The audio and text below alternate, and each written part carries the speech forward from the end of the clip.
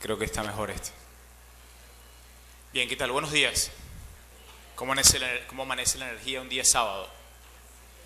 Yo realmente admiro mucho a la gente que viene a los congresos los días sábados, porque yo realmente los días sábados preferiría estar entrenando o en la playa, cualquier cosa, ¿no? De manera que es muy admirable que estén aquí tratando de conocer un poco más de información que les permita ser mejores profesionales. Entonces, por esa razón, yo quisiera que ustedes mismos se den un aplauso por estar hoy aquí aprendiendo.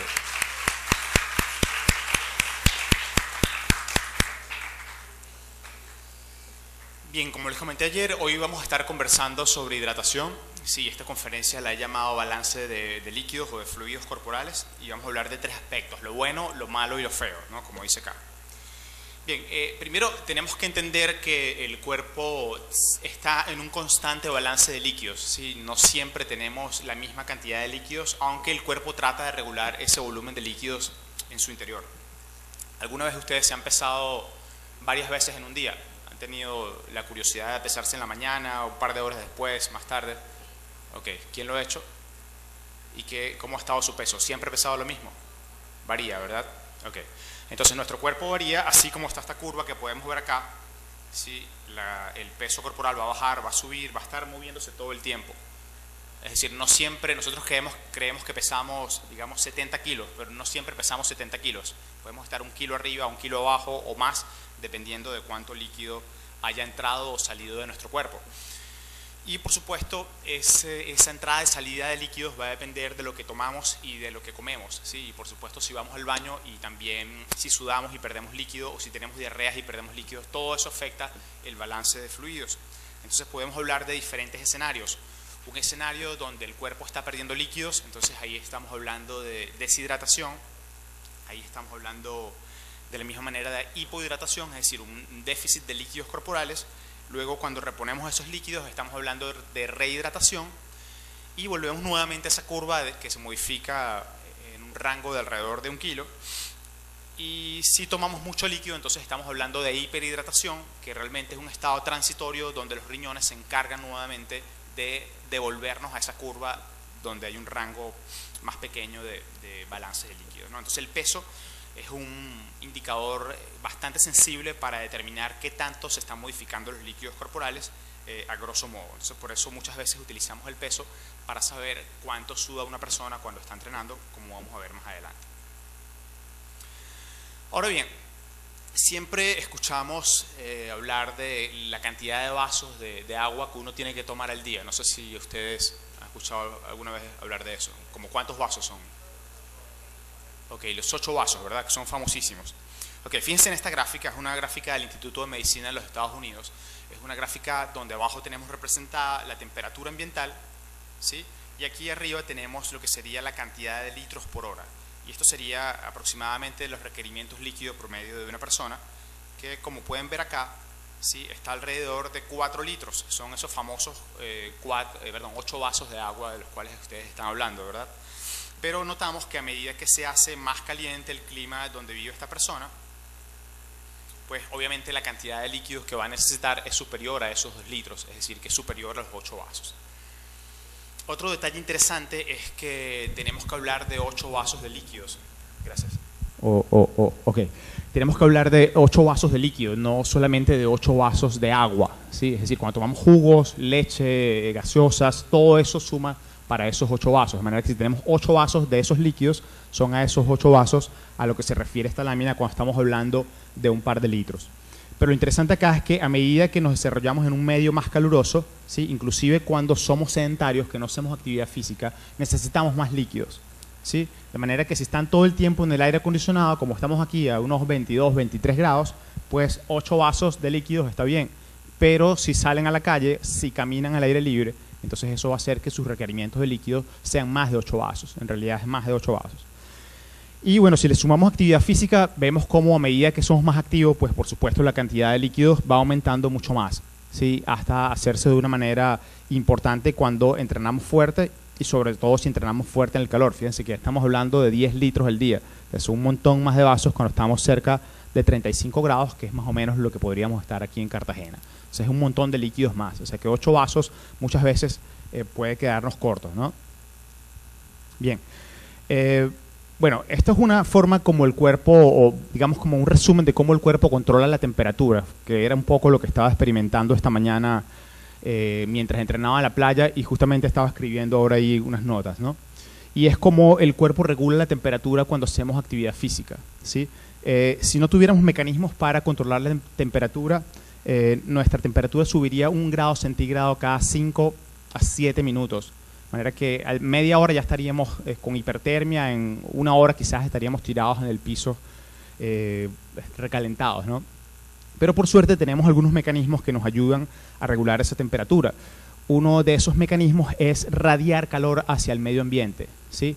Pero por desgracia, mientras estaba en la playa, estaba tan caliente que difícilmente yo radiando calor al medio ambiente me iba a enfriar, porque afuera estaba más caliente, ¿sí? Si estoy en un medio frío, puedo perder calor por radiación, porque usualmente el gradiente térmico es diferente y eso me ayuda a perder calor. Entonces esta mañana me sancochaba porque hacía más calor, entonces no podría perder calor por ahí. El otro mecanismo es cuando nos pega brisa, ¿verdad? Si, bueno, los que estábamos almorzando ayer, que estábamos allá arriba en una mesa que tenía un ventilador, ¿sí? Eso produce convección, ¿sí? El aire nos enfría, pero esta mañana en la playa no había nada de brisa, entonces eso también me hacía calentar más. Por suerte, hay otro mecanismo que nos ayuda a perder calor, que es precisamente cuando el sudor que colocamos sobre la piel se evapora, ¿sí? Cuando ese sudor se evapora, permite que nuestra piel se enfríe, que nuestros músculos se enfríen, y eso nos permite seguir haciendo actividad física. Pero ¿qué ocurre? Aquí hay muchísima humedad, entonces el gradiente de flujo del agua pues es diferente y entonces el vapor no se evapora, entonces seguimos sudando y sudando y sudando. Entonces la única razón que nos queda para tratar de no subir mucho la temperatura es bajar la intensidad del ejercicio, ¿sí? Entonces automáticamente comenzamos a hacerlo más despacio, tratamos de buscar sombra y por supuesto pues estamos a mucho más riesgo de que nuestro rendimiento se reduzca por esa razón.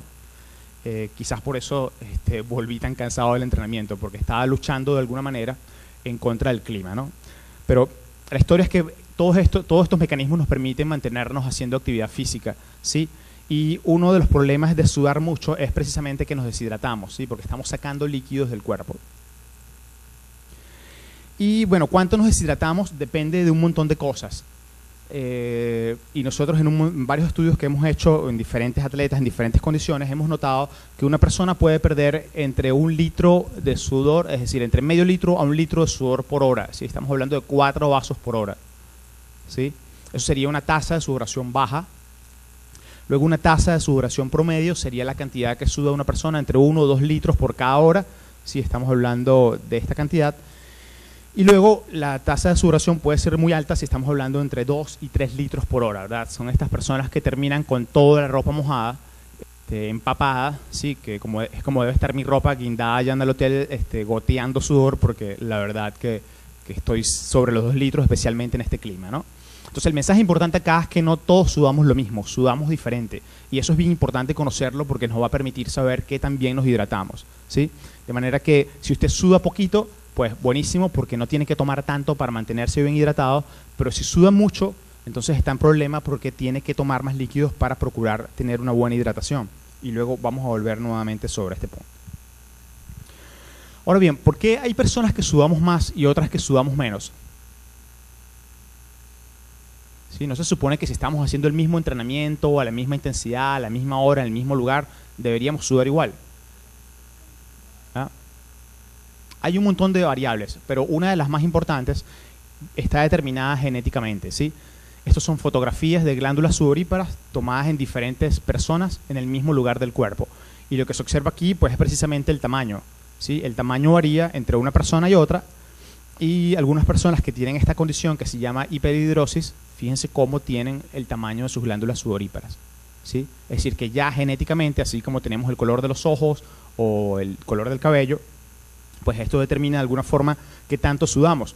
Pero luego hay otros factores internos que también influyen en la cantidad de sudor que producimos.